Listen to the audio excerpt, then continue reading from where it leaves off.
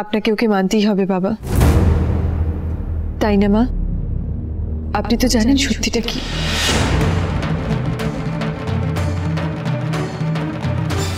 সত্যি? আবার কোন সত্যি তুমি লুকিয়েছো? তোমরা বারবার জানতে চাইছিলে না সূর্য কাকে বিয়ে করেছে? এই সেই মেয়ে, সূর্যর নতুন স্ত্রী।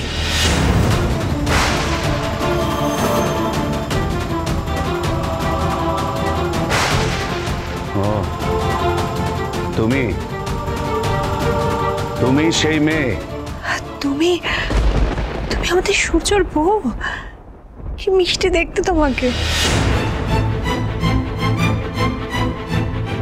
ঠিকই অনুজা, তোমার রং বদলেছে, তাই সূর্যের বউকে তুমি নিজের মেয়ের মতন দেখছো। কিন্তু এ কেমন মেয়ে, বিয়ের পরেই নিজের বাড়ি দখল করতে চলে এসেছে?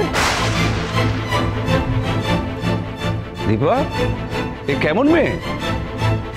ওর কি দোষ? ওকে তো শাক বাজিয়ে বরণ করে তোলা উচিত। বরণ? যে নিজের অধিকার বুঝে নিতে এসেছে তাকে আমি কি বরণ করব?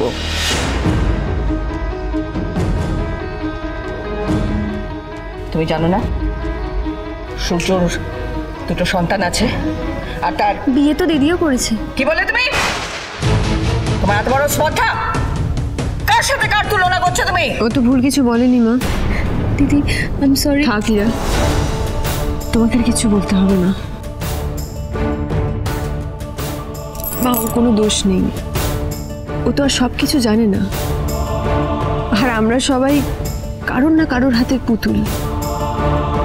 উপরে যিনি বসে আছেন তিনি যেভাবে আমাদের নাচাচ্ছেন আমরা সেইভাবেই চলছি।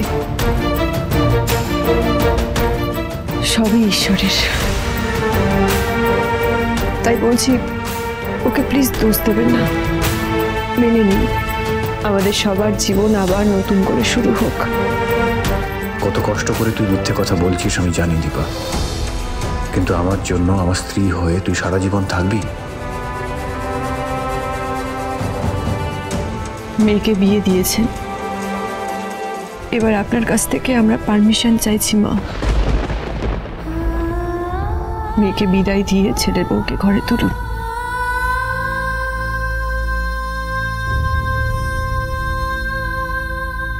না না না, আমি পারবো না, আমি পারবো না, পারবো না, এটা আমি পারবো না করতে। আমি তোমাকে বরণ করে এই বাড়িতে তুলেছি, আমি অন্য কাউকে বরণ করতে পারবো না। কেন পারবে না? তোমার মিথ্যে রেখে যাচ্ছ দিদি ভাই। শুধু শুধু তুমি সূর্যকে দোষারোপ করছো কেন? দীপাও তো আরেকটা বিয়ে করেছে। হ্যাঁ ছোট, তুমি আর একটা কথা বলবে না। আমাকে আর তুমি চোখ রাঙাবে না। তোমার প্রিয় দীপাও বুঝতে পেরেছে আমাদের সূর্য আরেকটা বিয়ে করেছে। তুমি পারো ওকে দাঁড় করিয়ে রাখতে, বরণ না করতে, কিন্তু আমি তোকে দাঁড় করিয়ে রাখতে পারবো না। আমি সূর্যের বউকে নিজে হাতে বরণ করবো। না, আমি বরণ করবোই। ছোট, তুই আমার কিছু করবি না প্লিজ। ছোট,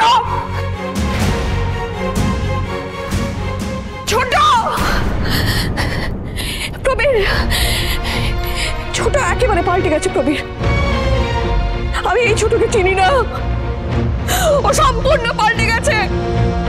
ও আমার সব কথা আগে শুনতো, এখন দেখো। লাবণ্য, লাবণ্য তুমি শান্ত হও। মা মা মা মা তো হাইপার হও না, এসো এসো বসবে। কেন শান্ত হবো আমি? কিসের হাইপার? আমি বুঝতে পারছি না এই বাড়িতে এটা হতে পারে না, এটা কিছুতেই সম্ভব না, এটা হতে পারে না, এটা হতে পারে না, হতে পারে না, হতে পারে না।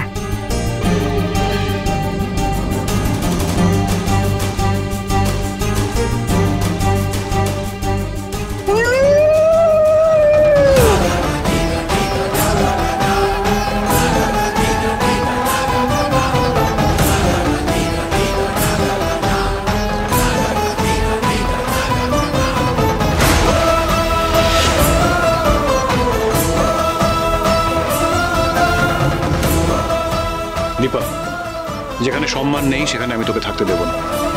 চল তুই।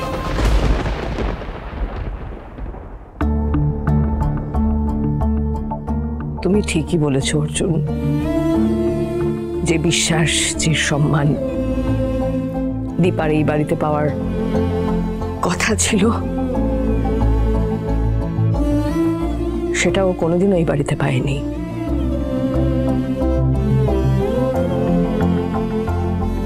আমরা আমাদের বাড়ির লক্ষ্মীকে পায়ে ঠেলেছি, আর সেই লক্ষ্মীকে তুমি মাথায় করে রেখেছ। আমি একটা কথা বলতে পারি অর্জুন, যে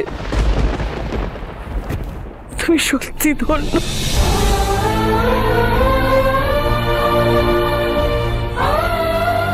আমার এই মেয়েটার সাথে তোমার আগে কেন দেখা হলো না?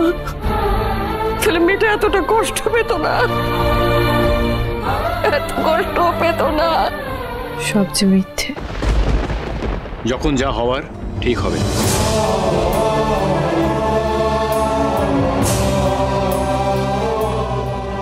দীপা, আমি তোকে আমার স্ত্রী বলে মেনেছি, সেটা তো আর মিথ্যে নয়।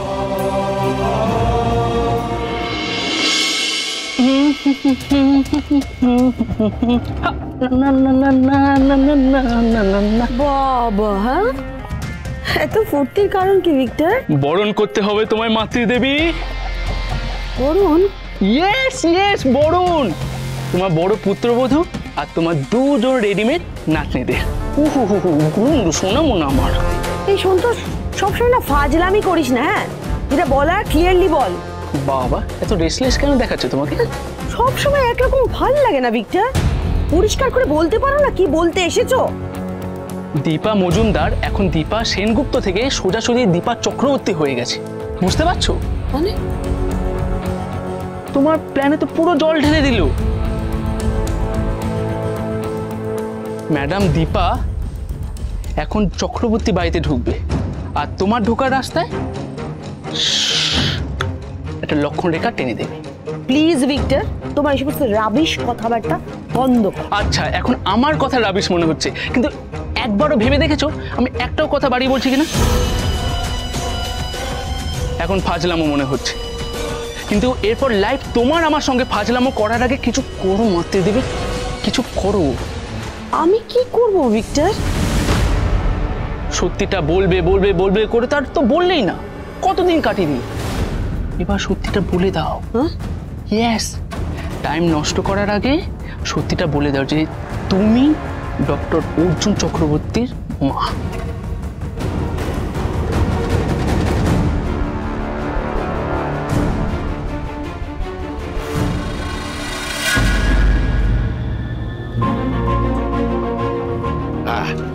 এটা কি ভালোভাবে ই কর মিশিয়ে। হ্যাঁ, এসব আমি দেখে নিচ্ছি খোকা, তুমি বরণ ডালটা রেডি করো প্লিজ। আরে বরণ ডাল আবার রেডি করার কি আছে? প্রদীপ আর দই মিষ্টি।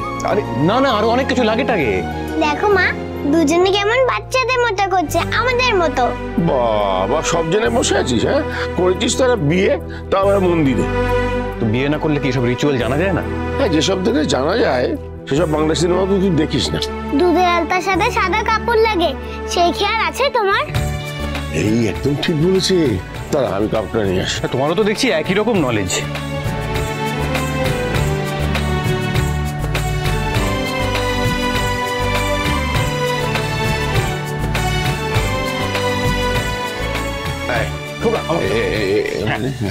সেটা পারতে হবে। হ্যাঁ,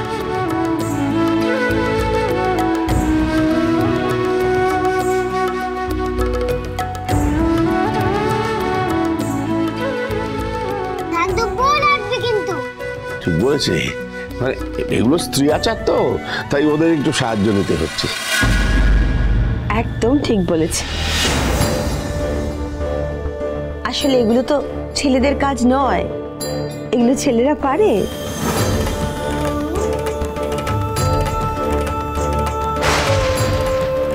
আপনি এখানে?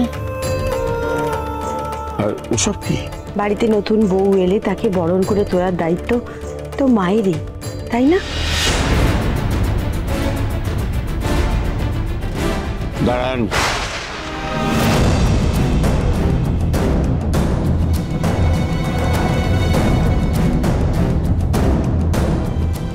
অর্জুনের মা নেই। কে বলেছে অর্জুনের মা নেই? আমি একদম না। Don't you dare. আজ তুমি কিছু বললে আমি কিন্তু ছেড়ে দেবো না। আরে কি হলো, কি কথা বলছো, কি হয়েছে আমাকে একটু বলবে প্লিজ?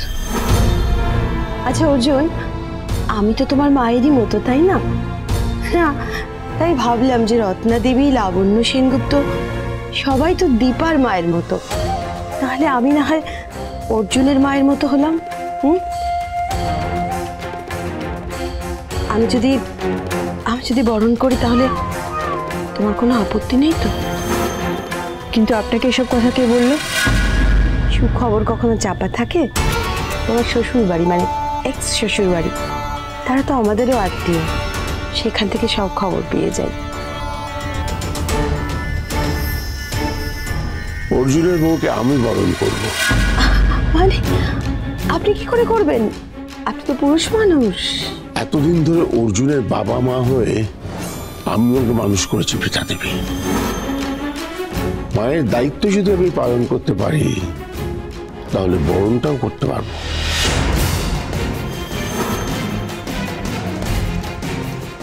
ও বাহ, আমাদের বরণডালাটা ভালোভাবে সাজানো হয়নি, এটা কাজে লেগে যাবে। আরে দেখুন, এই সমস্ত সময় একজন মহিলা বাড়িতে থাকলে। এতদিন ছিল না, কিন্তু এখন আছে। দীপা,